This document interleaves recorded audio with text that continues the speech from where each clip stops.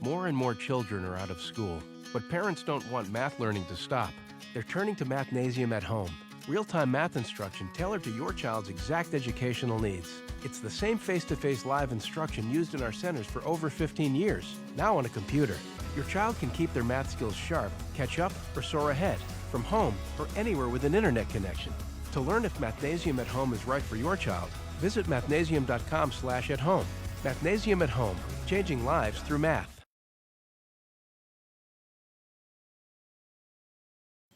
Hi everyone, and welcome back to Mathnasium Schoolhouse. My name is Sandra. I was just setting up my comments here, ready to see you guys. So if you're here joining us today, please say hello as always. Feel free to let us know what grade you're in, what brings you here. And as always, I'm interested in what brought you here as well. So what do you think about today's topic? So it's, of course, looking at, just reading the title, symbolic operators. So what do you think we're going to be looking at here?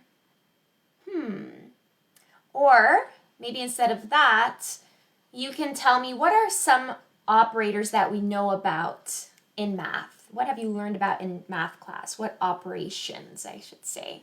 That's probably the word you're most familiar with. Let you give me some answers, some comments for the next few seconds. See who else will join us today. Hello, hello, everyone that's joining us. So I'm just going to pull up my whiteboard here, and I'll write down some operations that we're definitely familiar with. We've seen them here on Mathnasium Schoolhouse, of course. We have addition. We've worked with that before. We have subtraction, multiplication, and division, right? And so what do we know about these things? Well, one thing we definitely know is that when we see them in a math class, right, if we see this, we know what it means for us, right? It seems weird. It's two lines intersecting each other perpendicularly, but we've been taught to understand what that represents, right? This is a symbol for us, and it means we're going to add, which means specifically if I have two numbers with this symbol in between them, I'm going to essentially put these together, and I could take out my counters if need be to help me understand better what that looks like, but I'm finding a total. For example, here it comes out to 2. Hello everyone, lovely to see you guys joining us here today. I see Cassidy, I see Kyle, hello.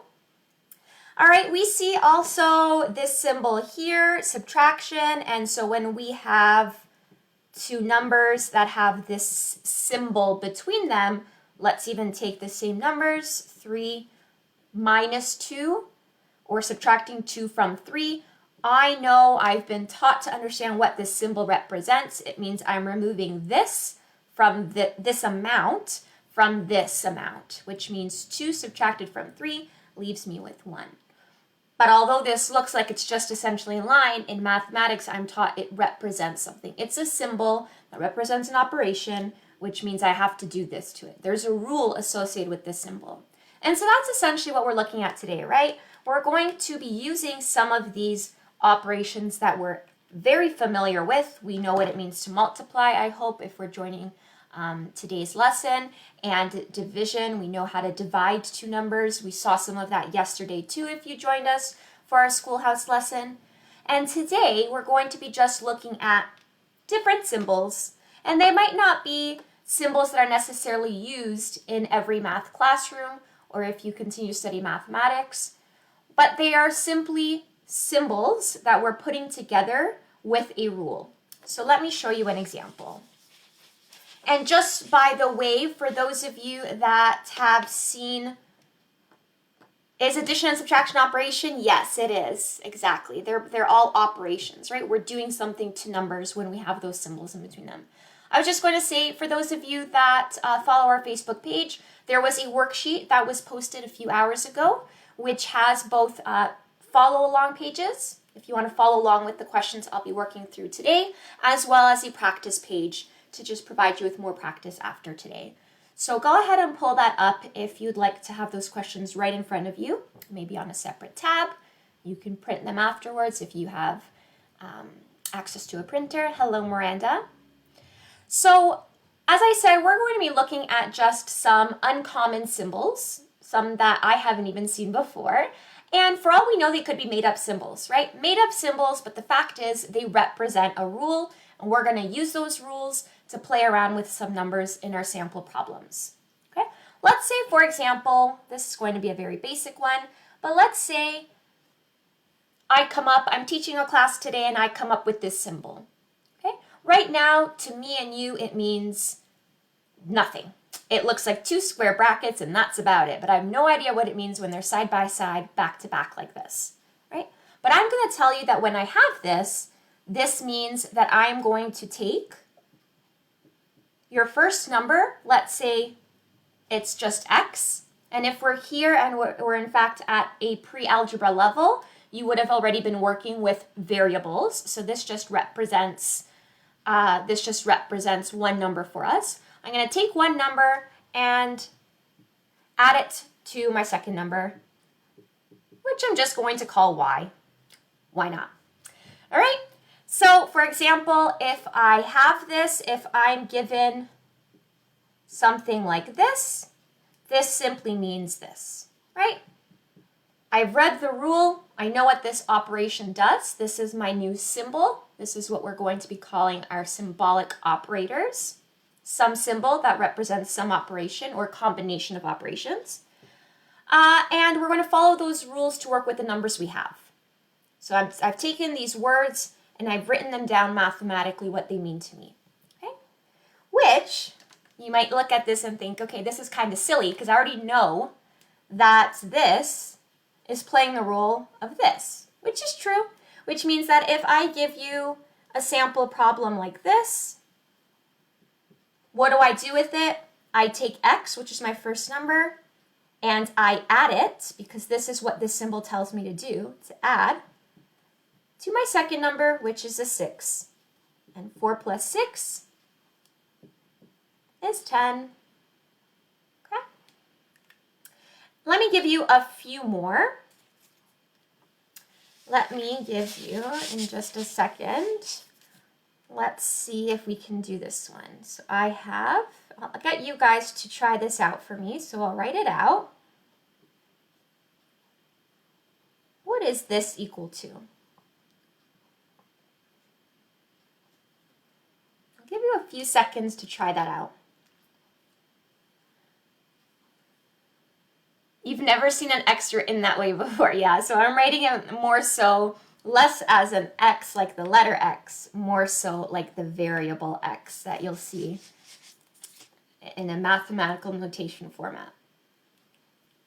Pre-algebra just means that if you'll be studying algebra next year, you'll be taking your pre-algebra course, possibly right before that. Typically is at level 8, for those of you asking. Okay, so what does this give us? I see some people showing up the answer already. Thank you so much. And that is exactly true. So I can take it step by step. And so since I know that this symbol for me represents essentially addition, 4 plus 6, we already found that out.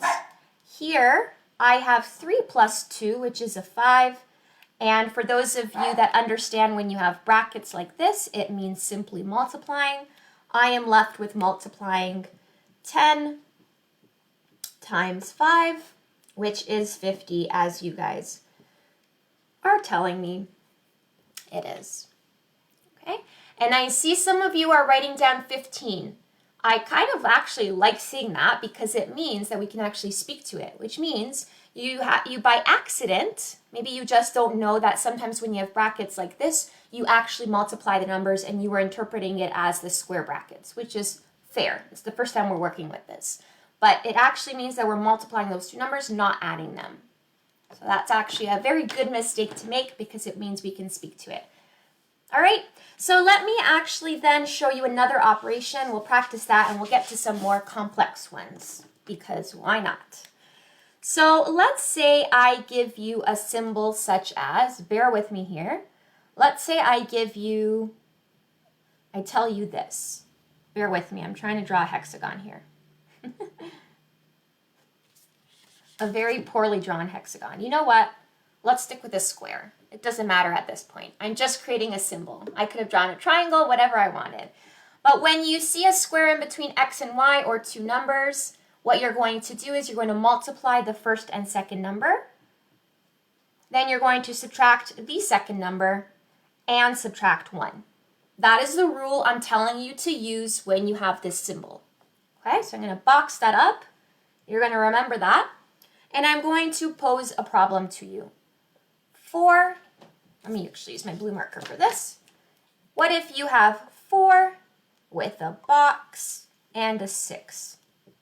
Take a few seconds to calculate that. What do we get here?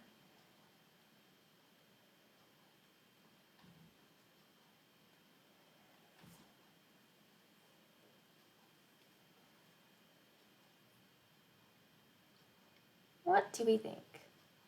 So just watch out. So someone is saying 6 sides, 4 sides. This has nothing to do with the sides of the square. This is simply a symbol I'm using in between two numbers. And when you have that case, you're associating this rule to it. Okay? So nothing to do with the square itself. 19, I believe that's super close unless I did my math wrong. I think you're off by just a little bit.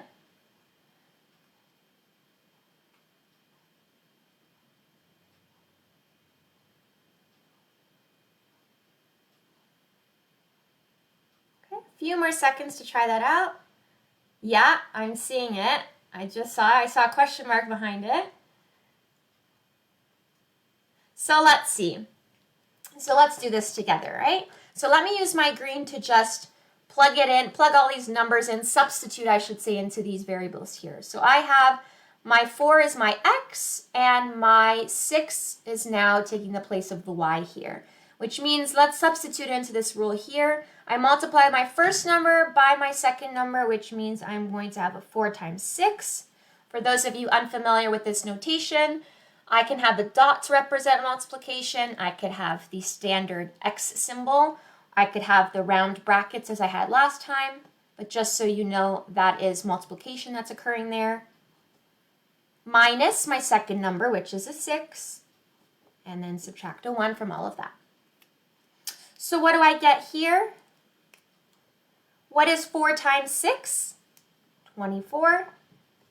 Subtract a 6 and subtract a 1. If I take 24 and I subtract 6, what do I get? I'll get 18, and I subtract 1, I'll get 17. So that is my final answer here. Okay. So just be careful with your order of operations.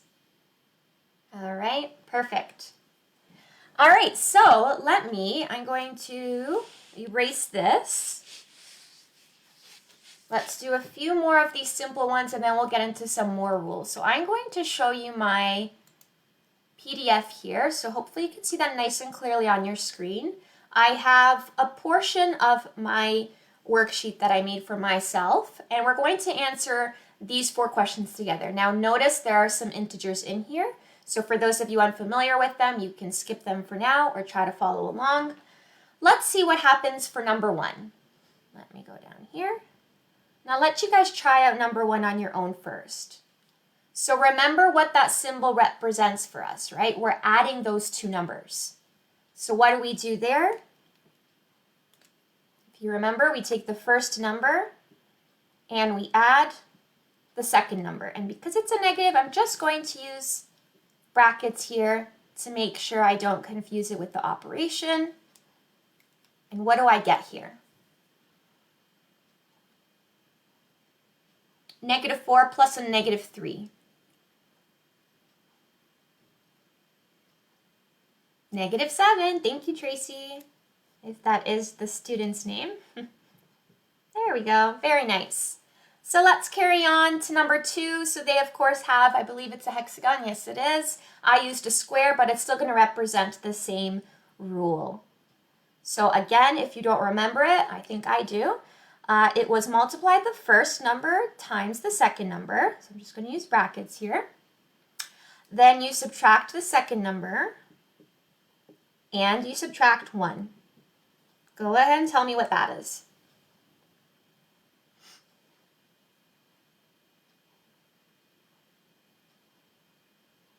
First, you'd want to figure out the multiplication here, and I'll use my green for that. -2 times a -3 gives me a +6. I also want to take care of what's happening here. When I'm subtracting a negative, I can just treat that as adding the number itself. Oh, you're Cassidy. There we go. I figured. Right, and you said hello before earlier too. That's my fault. Great job, Cassidy. So what do we have? We have 6, and then we're going to add 3, and then subtract 2. What do we get?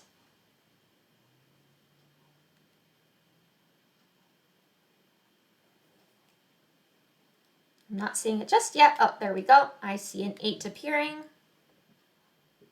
Beautiful. All right, let's do number 3, and you can see we're now starting to get just the slightest bit more complex in that we're joining 2 of those rules together. So let's see how many of you remember the rules themselves. So we have, I'm going to write down, we're looking at number 3 here. What do we have here? 4 and a 6, and I can cheat a little bit. I hate to use the word cheating, but I remember that we actually did this previously together when we have 4 with those square brackets in between each other with the 6. Then we know that they were adding them, and we figured out that that was a 10. So essentially, I can just take that. I'll take my blue marker here, and I'll say that that is a 10. Okay. And I believe we did the 3 and the 2 together as well. We said that that was a 5. And I'm not going to draw a hexagon. I'll just draw a square. One second attempt my poorly drawn hexagon. Why not? Better to see a poorly drawn hexagon than be confused with what operation you're working with, right? Remembering isn't cheating. I love that. That's so true. Just means I have an okay memory. Okay, so I have a 10, and then I have this hexagonal operation here with the 5. And what did that tell me to do? If I remember correctly, it was multiply the first by the second, subtract the second, and subtract 1. What do I do after that? Well, let's take care of it and remember the order of operations. So we have 10 times 5. I know that really quickly is a 50, so I can even write that here for those of you that need to see what's happening. Then I'm essentially left with 50 minus 5 minus 1. I can just work from left to right. 50 minus 5, 45. 45 minus 1 is 44. There we go. All right, and number 4, let's do this one. Let's see how fast we can do this one. We have 4 with the 2 square brackets and the 6. We remember that that is a 10. Wonderful. And then I have this hexagon here and a 2, and I know that that is to multiply the first with the second. I'm just moving between the dot and the brackets. Don't mind me. It's whatever my hand feels like drawing in the moment. I subtract the second, subtract the 1. Really quickly, 20 minus 2 is 18, minus 1 is 17. You guys are responsible for catching any of my errors in case my very fast math treats me poorly. So that's it. Okay, so that's essentially what we're working with. We're just going to practice a lot more now for the next few minutes together. And this is really where the follow along worksheet starts. So we're just going to be getting into some more operators. Again, the lesson of today is that whatever symbol you're posed with, you associate the rule with it, and you just work with the numbers substituting into that rule. That's essentially it, right? And you can think of the standard addition and subtraction, multiplication and division symbols that we use as just symbolic operators as well. So I'm going to move down on my PDF in just a second, and I'm going to show you, and actually maybe I'll show you here first. So this is just from the follow along worksheet. I know it's hard to see, which is why I'll pull up the PDF in just a second. But at the top of it, you have a bunch of definitions that are given to you. So if I even hold that up, I understand you can't read it, so don't worry about it.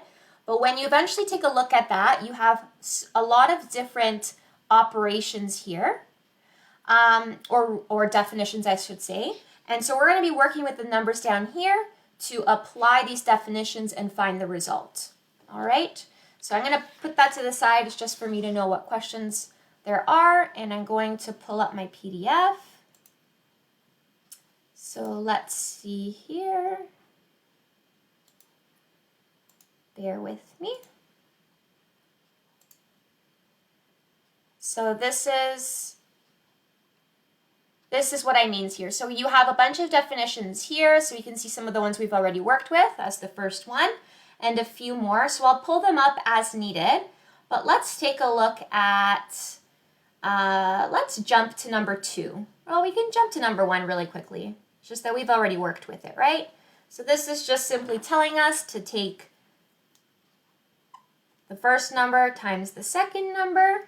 I'm just going back to the rule that's here, right? When we have the hexagon in between, I take the first number, I multiply by the second, I subtract the second, and I subtract a 1.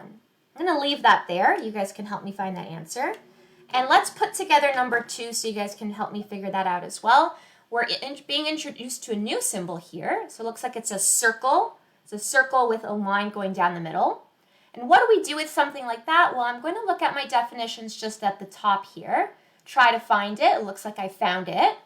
So it looks like when I have an X with the symbol between that and the Y, I take that first number and I add it to 4 times that second number. So that's the rule that I'm using here, which means if my numbers were 3 and 3, what do? Well, I take my first number, which is the 3, and I add it to 4 times my second number. Again, I'll let you guys take a few seconds to help me out with that. Let me see if there's any comments here.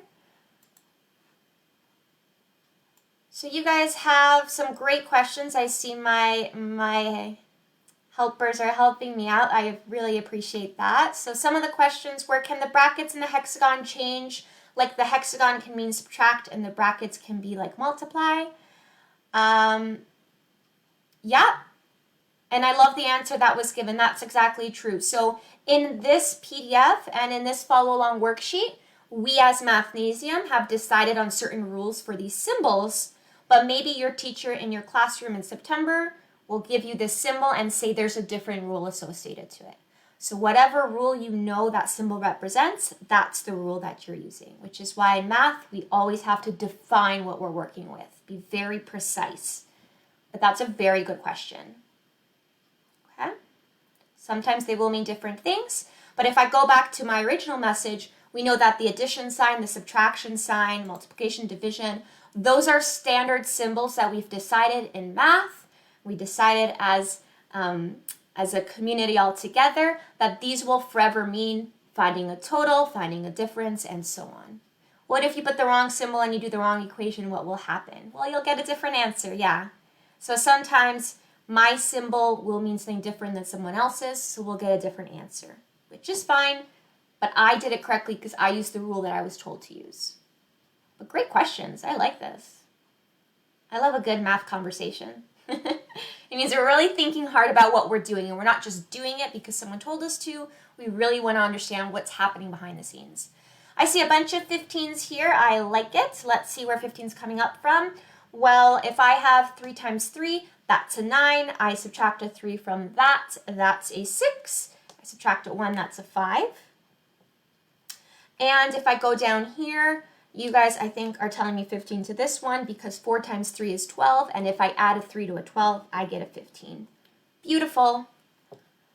Let's carry on with a few more on this page before we get into a bit more complicated ones. So I'm just going to scroll through my PDF here. Let's go down to 3 and 4, some new symbols. So let me write them down first so we don't forget them. So we have a 3 with another funky symbol there, and it looks like it's a square with a circle and a triangle in it.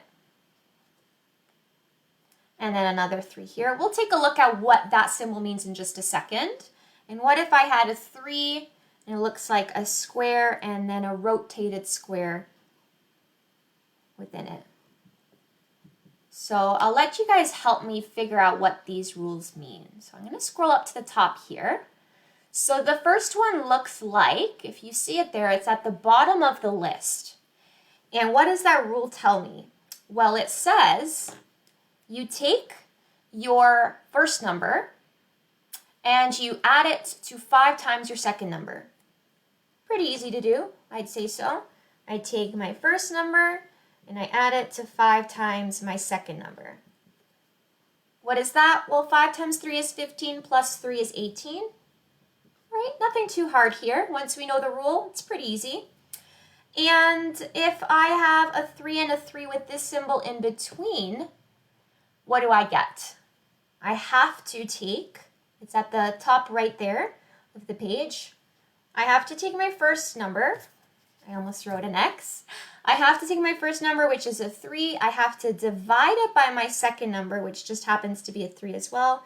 And then I take the square of all of that. What do I get from that? Let me just take a look at the comments here. I don't miss anything.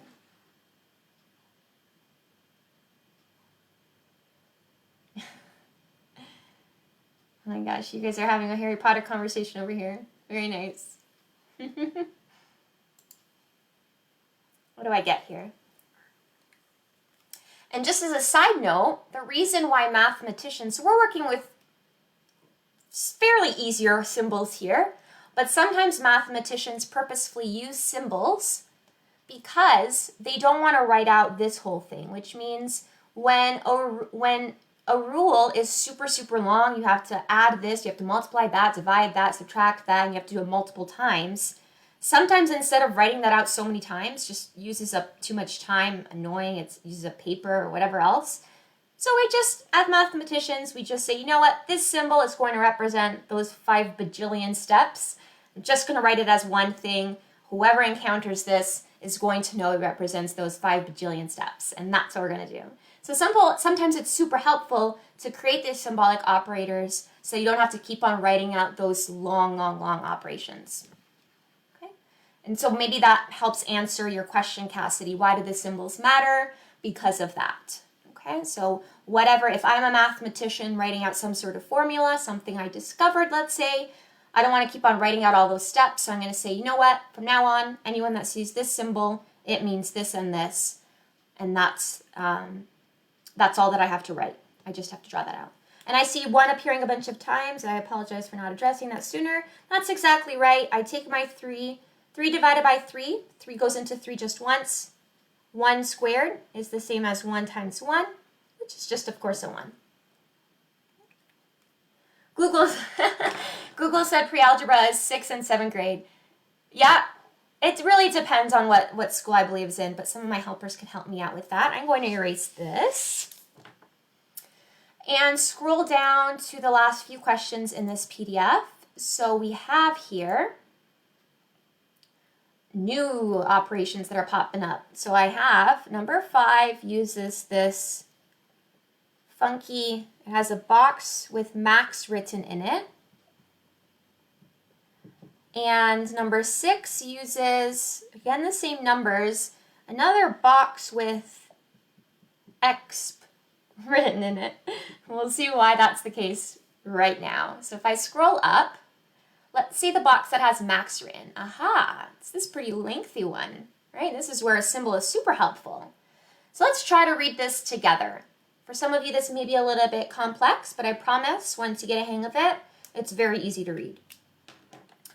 So when I have an X, or I have a number, in this case 3, and then I have this symbol in between the next number, the first number and the next number, second number, the result will be one of 3 options. The result will be the first number if the first number is bigger than the second number. So let's ask ourselves that. Is 3 bigger than 3? 3 is the same as 3, so that's not the case. Okay, fine, let's move on. 2 numbers separated by this symbol will be equal to the second number if the second number is bigger than the first number. Is that the case? No, we just figured out that they're the same number. Okay, fine. So it must be that the third case holds true. Let's confirm. 2 numbers separated by this symbol is equal to 0 if the first number equals the second number. Yay! We said 3 is equal to 3. Pretty obvious to us. So that answer is a 0. Let's check out the comments here. Yeah, in addition to what I said, sometimes mathematicians want to use a faster symbol to represent more operations. Sometimes it's just fun. Totally agree. All right? So let's see the second one here. I hope that made sense for the max symbol. Let's move on to the second symbol there, which means I just need to scroll up the slightest bit. So let's make sure that's showing up for you. Okay. So what does it mean here? If I have two numbers separated by this symbol, it means, let's open up a bracket just because that's what it tells me to do. I take my first number and I multiply by 10 to the power of my second number, which just happens to be a 3 as well. Let's practice our math skills here. What is 10 to the power of 3? I'll let you guys help me out with that. What's 10 to the power of 3? Max reminds you of coding if statements. Love that observation. Very good catch. What is 10 to the power of 3? I'm going to wait for someone to help me out with that. Powers of 10 are super fun to work with because they could be really easy when you notice a pattern. What happens when I get 10 to the power of 3? I'm glad this is fun. I really like this kind of stuff too. I like when we can take some of the standard lessons that we learn in the math class and expand it and extend it to different areas. 1,000, thank you, thank you. Thank you, Cassidy and Rebecca. That is exactly true. So if I have 10 to the power of 3, one pattern you might observe is that you take 1 and you write, I guess, this many zeros behind it. So 1, 2, 3. Okay. So we would have 3 times 1,000. What does that give us? Well, if we know anything about multiplication, it's just repeated addition, which means we're repeatedly adding 1,000 3 times. So that gives us 3,000. All right, let's do a few more. Let's maybe finish this page and then I'll jump to the last page. Let's finish with some of these. So the last 2 questions on this page here have, again, new operations. So let's see here. We have a really cool one that has a triangle. So I'm going to just write it out so we don't forget it. We've got a 2 here, a 1 here, and a 3 here. We'll see what that means in just a second. And here we have a box with 3 dots, and beside each dot is a number, 2, 3, and below that dot is a 1. Let's see what we do with each of these. I'm going to just go up to my definitions. And when I see a triangle, I'll stop. Aha, I see it. So just be super careful with what Y represents, X and Z, or Z. So let's see here. Let me use a different color, actually, just to not get confused with what we're working with. So when I see this symbol, this triangle, and I have numbers at each of the vertices, I take my X and just note that the X is at the bottom vertex. So this guy here. So the 3 is my X. I'm going to write that down. It's raised to the power of Y, and Y is just at the tip of the triangle. So it's raised to the power of 2. Just going slowly, step by step, because this is new for me. I want to make sure that I'm really substituting the right numbers in. Then I take my Z or my Z value, which in this case is a 1, and I raise it to the power of Y again, which means it's raised to the power of 2 again. What does that give me? I'll let you guys do that math for me.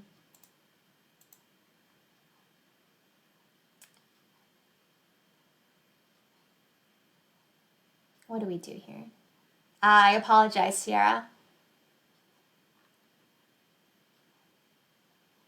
What do I get here? I'll wait to see this answer. So let's take care of the exponents first. I will take 3 to the power of 2, which hopefully you got 9 from that. 3 times 3. Then I take 1 to the power of 2, which if you don't know the patterns yet with 1, that's fine. You can still think of it as 1 times 1, which gives you 1. And 9 plus 1 is 10. Oh, just be very, very careful. It's not multiplying 9 times 1, it's adding 9 plus 1, because this operation, or sorry, this symbol tells us to add those 2 values. So that's the right answer there. And let's carry on to this bottom one, which means I need to find that definition on my page. So let's scroll down until I see it. It's a box with 3 dots, just at the bottom there. So what do I do? Again, just being very careful with which numbers I'm using for every variable. I'll take out my blue marker and I'll see I take my x value, which in this case is my 2. It's on the left side of the box. I divide it by my y value, which is just at the bottom, and I raise it to the power of 3. And I think we saw something like this before. 2 divided by 1, well, there are 2 1s within a 2. That's just a 2. I raise it to the power of 3. If you don't have that yet in your mind, if you haven't worked with this enough, 2 times 2 is 4, multiplied by another 2 is 8. For some of you, you might have been able to effortlessly recall that. Perfect. So let's jump. I'm going to jump to a new page in just a second. So let me do that for us. And we're going to do some more complex ones. So I'm going to pull it up here. And you might see some new rules appear here. Don't worry about it. Because we're on this page, we're told to use these definitions, which means even if you thought that that symbol represented something else before, we're going to use the current definitions. Let me just double check that I've addressed any questions here. You did the same answer, just wrong symbol. Yeah, it happens, which is why we're always cautious to always check our work afterwards with every math question. Beautiful. So hopefully we're all caught up here. Let's go back to our PDF. And we're going to look at the first question here. We'll look at the definitions in just a second. So these, we're just going to be super careful here. There's only a few questions, but they're a bit longer, and they're a combination of a bunch of these rules. So let's take a look at the first one. So the first one here, if I just write down a 1, tells me I have a 2. I have this, almost looks like addition, but it's probably not that. I'll find out in just a second. So I'm just kind of drawing it out here with the 1. Then I have some strange symbol that has PWR in here. I believe that stands for power. But right now I don't really care too much. And rather than me writing out the next question, I'm going to address this one first. So let's see. I'm looking for this symbol and this symbol. Everything else looks familiar to me. These are just brackets, probably just to separate what's happening between whatever this number is and the 2. And the rest of them are just numbers. So I feel confident that that's all I need. That's all the information I need. Let's jump to the top. And according to the order of operations, I really want to work with my brackets or my parentheses first. So let's find out what this amount is equal to. And I'll use my green for that here. And have I found my operator just yet? Yes, it's at the very top. And here's a perfect example how a really long rule can be really summarized with one symbol. Because when I have this symbol, look at what I have to do. I take my first number, I multiply it by my second number. I then have to subtract my second number raised to the power of 2. And I then have to do more. I have to subtract my first number divided by my second number raised to the power of 2. Oh my goodness, that's a lot of work to do. So we'll do that in just a second. Let me put brackets around that, because when I find that answer, I have to work with this symbol. What does this symbol tell me to do? Well, right beside it, I see it on my document, that I take my first number, which will be whatever this result is, and raise it to the power of my second number, which is a 2. So if you need to, pause the video here and really think hard about what I'm going to write down in a second. So this symbol tells me to take my first number, which will be the result of this, and raise it to the power of my second number, which is a 2. So all I'm going to do is include a 2 there, an exponent of 2. Okay? Hopefully you're following along there. So now I'm going to carry out those operations. So let's see here. Let's bring in another color just so we don't get confused. So here I get a 2. Here I get a 1. Here I get 2 divided by 1. We've talked about that before. It's just a 2. And let me just take care of this exponent as well. 2 to the power of 2 is a 4. Which means I get 2, right? 2 minus 1 minus, this whole thing was a 4. And I raise that to the power of 2. That looks a lot nicer to work with. Let's just go left to right. 2 minus 1 is a 1. 1 minus 4. Aha, I'm getting into my negative numbers here. So one more time, that's 1 minus 4. I get into negative 3. Hopefully I did that correctly if you guys are following along. And if I do that, if I raise a negative to the power of an even number, I'm going to get a positive. And if I take 3 to the power of 2, I get a 9. All right? I love that you're trying, everybody. I really appreciate it. Even if your answers are wrong first, don't worry about it. Practice makes perfect all the time. All right? Which is why you can look at the follow-along worksheets afterwards, try them again for yourselves, and then also try the practice sheet. Okay? And for those of you that aren't familiar with integers, like I said, that's just something else you might have to catch up on before you approach some of these questions. Let's do one more. I don't want to keep you guys here too long, but let's jump to the last question on this page. So I'm going to remove this. And I'm going to scroll down to the last question here, which, let's see if it's difficult or not. Look at that. We've had quite a few operations here. So, first things first, Sandra needs to practice her artistic skills and copy this out on her whiteboard. Let's see if she can do that. Open up a bracket, draw the symbol, ... 1, 1, 2. Okay, looking good so far. Another symbol, the power 1. It almost looks like it's a button on a calculator I'm supposed to press. Except I'm pressing it up here in my mind. Open up a set of brackets, draw a triangle, 2, 2, 2. All right, I'm ready to go. I need to look for 3 symbols. I need to look for this guy here. I'll just color it in red. This guy here, and this one here. So if I do that, let's take out my blue marker. Let's just carry on with those 2 sets of brackets first, and then we'll work with this middle operation. So if I do that, I need this symbol, which had 3 dots within it. So I'm searching, searching, searching. Aha, I get it, it's just at the bottom there. And it tells me to open up a set of brackets, take the first number, raise it to the power of my second number, add to that my third number, raise it to the power of my second number, raise all of that to the power of 2. Whew, that's a lot. Then I have this symbol, so I can either write this out or I can include whatever that is, whatever that rule is right away. So let me just double check what that was again. It was raising this first number to the power of whatever this is. So I could do that. I don't have a lot of space, so I would really be tempted to do it if I wasn't doing this on the Schoolhouse lesson. But I don't want to confuse you guys, so I'm not going to try to squeeze it into here.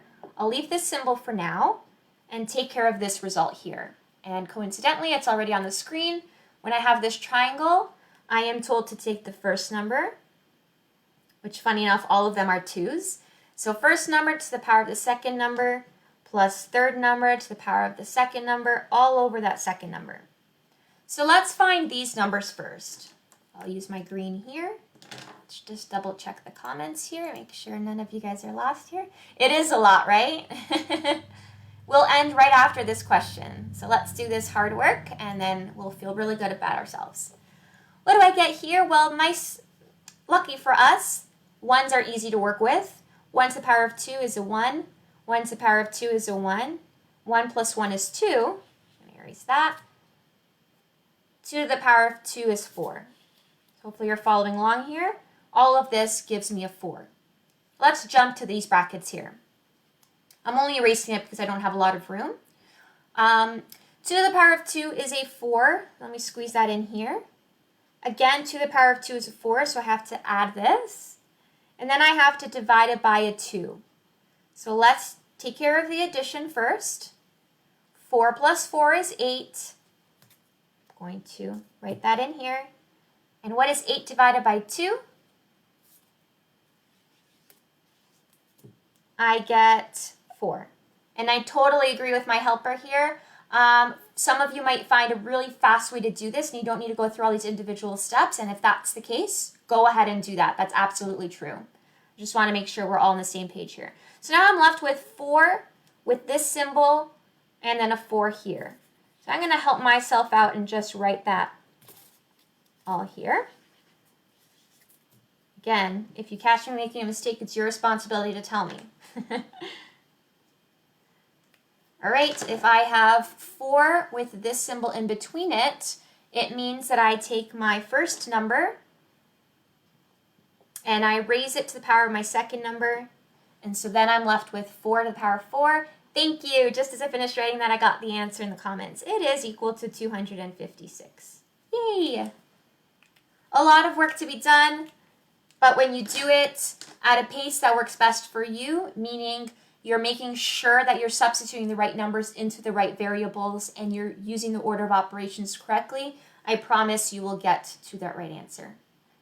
I'm going to end it off there. I'm just going to repeat myself one more time. There is a follow along worksheet that you can use. Go back to this lesson, follow along. And then a practice page just at the end of that document to have a little bit more fun doing these as well as a challenge question to really challenge yourself with, right? I hope you guys had a lot of fun. If you'd like more questions like these, you know who has them. It's your nearest Mathnasium. Reach out. If you want to follow up on some of the answers, go ahead and reach out to them. I know they'd love to help you out. Our instructors love doing these types of things. So, and if you're curious on any other extension topics beyond what you learn in the math classroom, again, reach out to your nearest Mathnasium, and I know that they'll have a lot more for you. Rula, I think you're in a parent account, so I apologize if that's not your student name, but I'm so happy to see that you're having a lot of fun. All right, guys, have a wonderful day, and smile loads, and we'll see you tomorrow on our next schoolhouse lesson. Bye-bye. It's afternoons that seem to be the most hectic for us, so it was much more convenient when we found Mathnasium at home. All right, so how do we do half of 5? I think one of the best things about at home is that it really feels like you're almost at home with the student in their house teaching them. I'm in my comfort zone. You can just ask for help and the instructor will come right to you. With Mathnasium at home, I know that they're getting the help that they need. Awesome, great job. Mathnasium, changing lives through math.